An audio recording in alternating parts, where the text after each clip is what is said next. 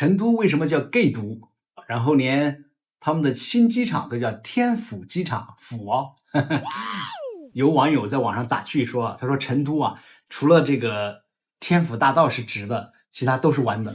当然有点夸张啊。那么20年前在当时啊，中国出柜的同志还是非常少的时候，我最早认识的2位已经出柜的比我还要年长一辈的这些同志朋友都来自成都，所以这个并不是巧合啊。我想跟成都本地的这样宽松的这个社会环境有非常大的关系。那这2位朋友的话呢，都超过了70岁。你想在那个年代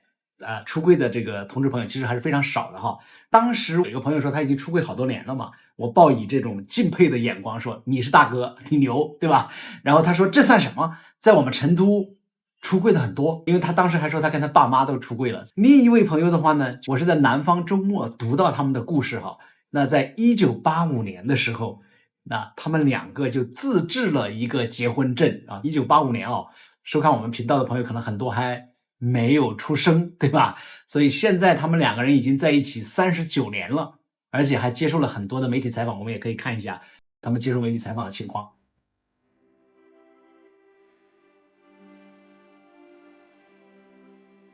25岁在我们那个年代好像就应该谈婚论嫁了啊！你怎么还不耍女朋友啊？你看哪个啊？别人孙子都包了，孩子都有了，然后这种，到了那个时候呢，就心里面一点感觉都没有他说的那种，因为我对女孩从来就没有那种方面的欲望。你说何必呢？做给别人看？因为从小我性格比较倔嘛，我怎么会去做那种事情？自己不喜欢的事情，为什么我要去做呢？父母呢是当然主要是那个心疼自己的孩子嘛，就说这孩子以后怎么办啊？这个一生怎么度过啊？但是通过时间的那种推移哈，他们慢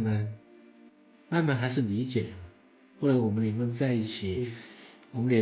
起，然后一创业啊，走的路都端端正正的，没有去外面去做什么出格的事情啊，老老实实的做生意，老老实实的做人。其实他们觉得这也挺好的，也没有什么，也就说算了，你们在一起吧，就这样我们就在一起。那个年代怎么宣布？我们就到了我当时下乡的一个地方，只有我们2个人打了个的过去，然后在一个小岛，就是一个水库上，那个水库当年我修自行的时候，我在那儿发电，对那个地方特别有感情，很美，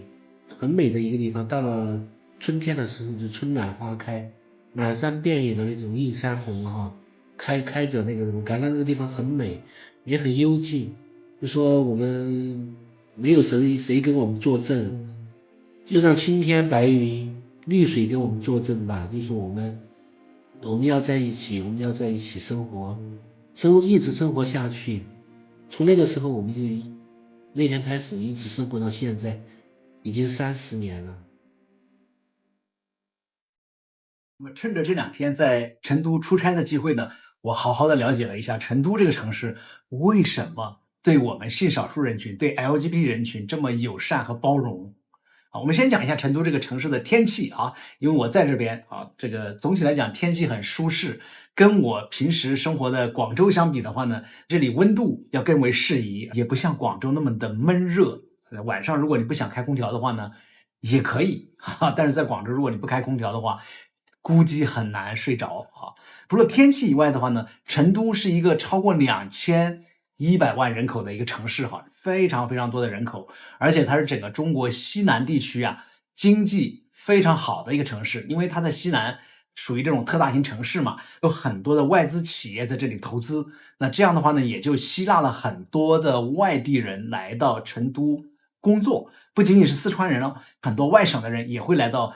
这个成都来创业。如果要讨论成都的为什么对整个多元人群非常非常的包容的话呢，我们首先要讲一讲历史啊。在四川有几次大的移民潮明初的时候，四川曾经遭到了蒙古军阀在四川地区的拉锯战，所以呢，它就造成了人口的这个锐减。因此的话呢，从朝廷到地方各级的官府都采取了一系列的措施，干什么呢？要吸引更多的外地移民来到四川。那么其中以湖广等地的人口来的最多，所谓的湖广填四川啊，当时的湖广包括湖北、湖南还有广东啊，尤其是第一次湖广填四川呢，是发生在明初朱元璋的这个时代哈，移民四川呢是一个鼓励的政策。那么第二次呢是康熙平乱后规定新移民啊可以免几年的这个税赋。明初之后的100年间，大约有600万人迁入了四川哈，其中湖北、湖南这个大概就有300万人口，那这样的话呢，就造成了四川的人口从1757年268万，很快就到了1790年就涨到了888万啊，这个数字也不知道准不准确啊。那么暴增到了1830年的3495万。另外呢，除了这个湖广填四川的2次之外呢，最后还有这个抗战西迁，还有3线移民建设，这样的话呢，就让四川整个社会的结构里面宗族的力量就会比较弱，因为它都是外地来的，就是他不可能把他整个宗族都会搬过来嘛。也就是说，你不是世世代代都生活在这里，所谓的大家族就没有，对吧？很多时候我们都很讲面子，但是如果你的大家族都不在这儿的时候呢，也就不会太在意别人怎么去议论你，也就不会让那些所谓的沾亲带故的这些整个家族感到蒙羞，对吧？因为很多时候我们之所以跨越不了这一关的话呢，就会说我的面子怎么办？我的家族怎么看这个事情？那在成都，在四川，因为它这个有几次的移民潮，所以呢，就这个问题啊就会轻松很多。除了刚才提到的这个历史上的几次移民潮之外的话呢，那么在四川还受到这个宗教的影响，因为四川呢，巴蜀这个地方啊，受到这个传统儒家文化的影响是比较小的啊，因为它是这个道教文化在这里占有一席之地嘛，也算是道教的主要的发源地之一吧。那这样的话呢，就影响了本地人的这个性格，通常他们就会觉得说，哎，这个事儿跟我没关系的。他普遍就不太去干涉别人的生活啊，对那些稀奇古怪的事情啊，往往就是能够泰然处之，就无所谓，管我屁事，对吧？管我球事啊！所以这个是四川人常讲的。这样的话呢，就变成了四川人的处事的一个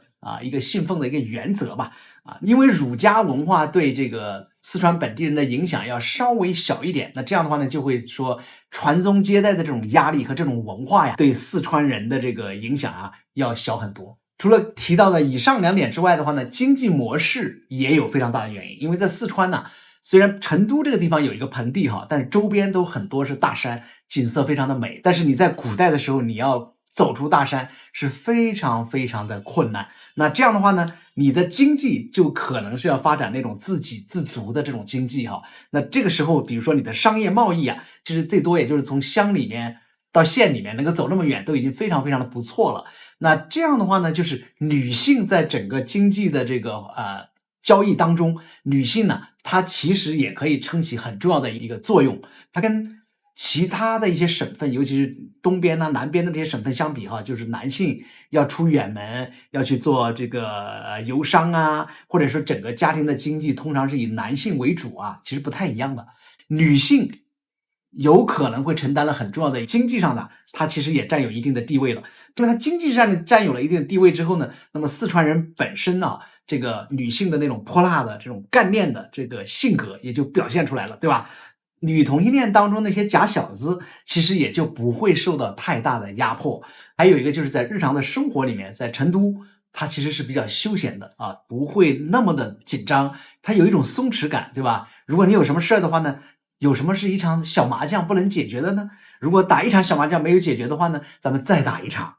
如果2场麻将也没有解决的话呢，咱们可以找一个茶馆，一边喝茶一边聊天，也许这事儿就解决了啊。那么这样的话呢，就是成都这个城市啊，它其实不仅仅对 LGBT 包容，它其实对其他的一些相对多元的文化或者边缘化的一些事情也都能够看得开。另外你可以看到，就是在四川呢，很多的新媒体这些年，对吧？他们去到这些叫什么春熙路去街拍，你可以看到来来往往的人就是非常的新潮，然后打扮的也有可能会超出这个常见的这个规范吧，也都没什么问题。除了刚才提到的这4个因素之外的话呢，我还想再谈一谈这个城市的这个飘飘的文化啊。那么飘飘呢是早期的时候这个成都人对这个同性恋的一种称呼啊，那很形象，尤其是指男同性恋这个飘忽不定，关系不稳定，从一个地方飘到另外一个地方，是吧？所以呢就没有办法安定下来，有很多同性恋一辈子都安定不下来啊。那么有点像飘荡一生的感觉。慢慢的话呢，连同性恋自己都接受了这样的一个称呼，好像说我们同性恋一辈子都没有办法安稳下来的那种感觉，很贴切啊。我在遇到一些同性恋朋友的时候，我觉得还是有一些人你能够感受到他是飘的，就是飘忽不定的，因为在他内心里面缺少这个安定的那种感觉啊。我认识的一些同志朋友里面还是有这种飘飘的感觉。那么除了飘飘这个词以外的话呢，在成都还有一个词叫绞人。那么绞人这个词的话呢，它通常是形容2个人这个纠缠在一起，你不太会把这个词拿去形容一对异性恋的结了婚的这个伴侣，你就不太会说他绞人。但是如果你要是想要形容那些异性恋在外面搞第三者呀，所谓的搞这个婚外情啊，可能会说绞在一起，对吧？绞人。同性恋社群的话呢，比如说2男2女的话呢，别人也会觉得说他们是在绞人。那这个词语呢，多少有点贬义，但是呢，这个社群里面呢，也会把它拿过来用一种自嘲，就是觉得说，哎，我们搅在一起，带有一点觉得说这2个人的关系啊，不是那么稳定的感觉。总之吧，反正多种原因让成都这个城市啊，对 LGBT 对我们性少数人群呢是更加的包容。那么我认识的一些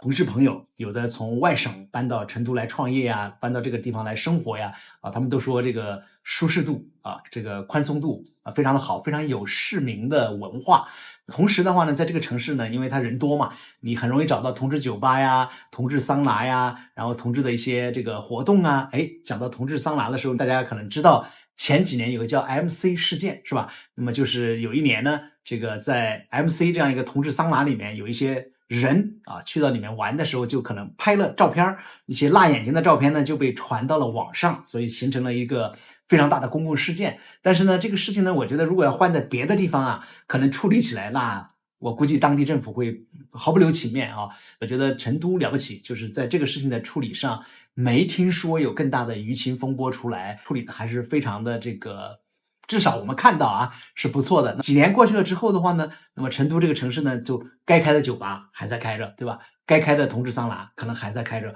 只是可能比原来稍微低调一点啊。成都这个城市啊，因为它的这个包容度啊，因为它的这个市民文化，因为它这个休闲的生活啊，也变得越来越吸引了更多的人来到这个城市生活。好的，那先跟大家聊到这儿，我们下一期节目再见，拜拜。